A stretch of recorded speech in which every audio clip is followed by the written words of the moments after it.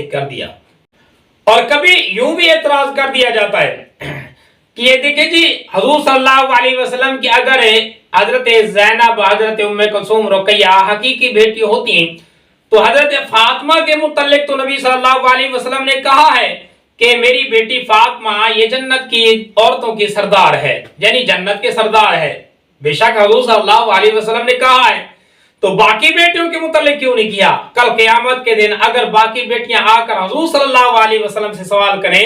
کہ بابا جانی کیا آپ کی بیٹی صرف فاطمہ تھی، ہم آپ کی بیٹیاں نہیں تھی، تو اس سے معلوم یہ ہوتا ہے کہ یہ جو بیٹیاں تھی حضور صلی اللہ علیہ وسلم کی حقیقی بیٹیاں نہیں تھی۔ تو اس کا جواب عزیزان کرامی یہ ہے، ہر کسی کی خوبی اپنی، ہر کسی کا مقام اپنا۔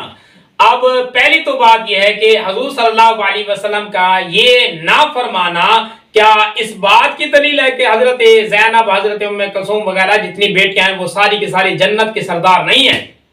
جنتی نہیں ہیں، جنت کی شہزادیاں نہیں ہیں؟ اگر یہی بات آپ کے تسلیم کر لی جائے، دیکھیں حضور صلی اللہ علیہ وسلم نے اپنے نواسے حضرت حسن اور حضرت حسین کے متعلق یہ فرمایا ہے کہ جنت کے جوانوں کے سردار یہ دونوں شہزادے ہیں،